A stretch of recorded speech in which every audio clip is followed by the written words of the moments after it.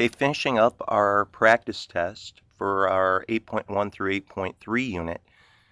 The third page deals a lot with finance and then exponential growth and decay. You've got your formulas up on top here at the screen.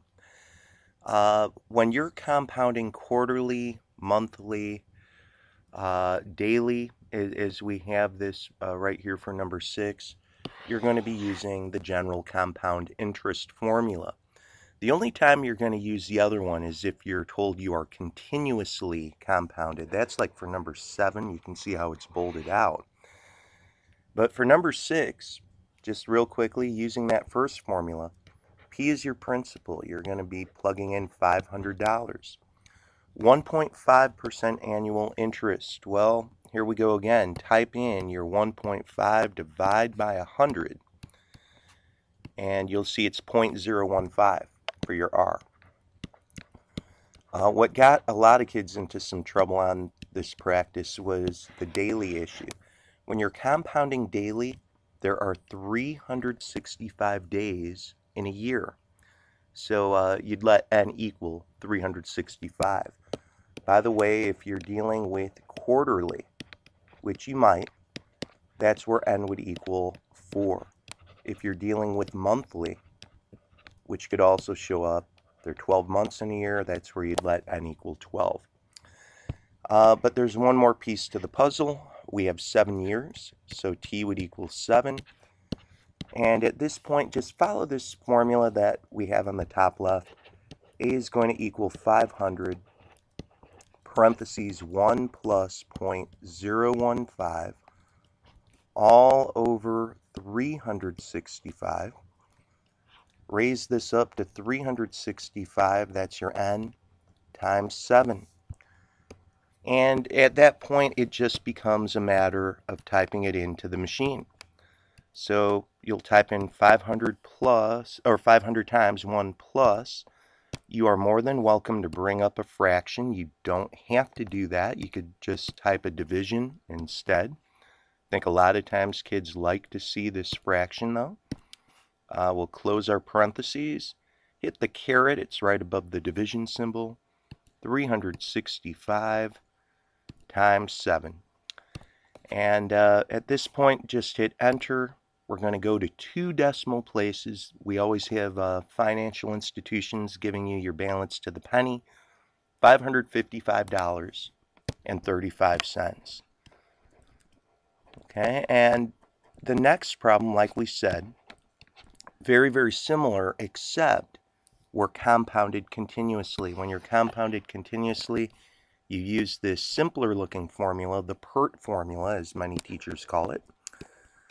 P is equal to 700. 3.25% annual interest. Here we go again. This is the number one mistake kids do make. You want to be careful getting your decimal from your percent.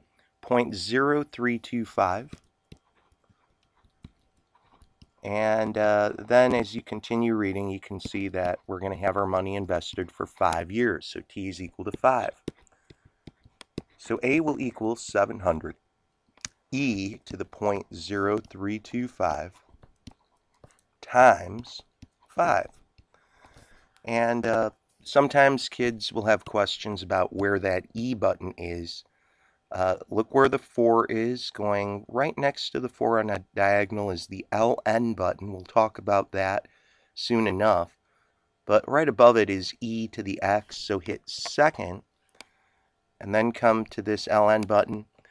E is so frequently raised to a power that even when you hit that button, you get your exponent.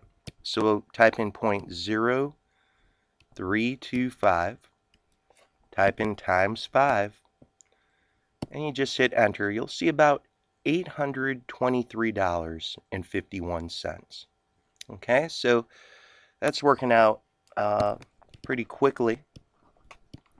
We're done with the financial part of the problems where you're using those formulas. The last 2 problems actually are like your exponential growth and decay problems. You might remember in that one part of 7.3 on our first day, we would get an equation and then we'd have to plug something in, like for a t value. It's kind of nice what they're doing right here for us. They're giving us the equation. You don't have to go through the trouble of finding it. You are given it. And this is representing your net worth. And T has units of years. T equals 0 represents the year 2010. Predict your net worth in the year 2025. So the question is, how many years have passed from 2010 to 2025? Well, plain and simply, you could just subtract. And as you work that out, 2025 minus 2010, I hope we'd all know that would be 15 years. And so 15 years after 2010, don't plug in the 2025, you're going to be plugging in a 15. So y equals 500, 1.07, bump that up to the 15th power, and we'll type that out. These problems are actually shorter than I think some kids might have originally realized. This is a money issue, so in this regard we can even answer to the nearest penny. And as we get that, it looks like $1,379. Notice that your penny is a 1, but right next to the 1 is a 5. So whenever we have a 5 or bigger, we round up. So $1,379.52. And that would be your net worth in 2025. One final problem, and here we deal with decay. We're given an equation nicely, and what we need to do is simply plug in an appropriate t-value to get an estimate. This is the amount of radioactive substance in grams, and what you're really wondering is, from 8 a.m. to 3:30, how many hours is that? Well, you can see, here's 8 in the morning, here's 3 in the afternoon, and of course you could actually, make a list out here. Here's 9, 10, 11, and 12, and here's a 1, and here's a 2. You can count out your hours. You'll see that it's 7. A nice quick way to deal with that is whenever you go right across on a clock connecting, that's 6 hours. From 8 to 2 would be 6 hours. One more would be 7, but then we have to have a half hour from 3:30.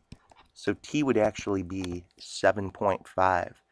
It's going to be 7.5 hours from 8 in the morning to 3:30 p.m. From there, all you have to do is plug in the 7.5 as your exponent and let the calculator help you out. Go 10, 0.85, bump that up to the 7.5 power. You can see roughly about 2.96. We didn't tell you what to round to. On the test, we might say go to the nearest hundredth. So 2.96 grams. Hope this is going well.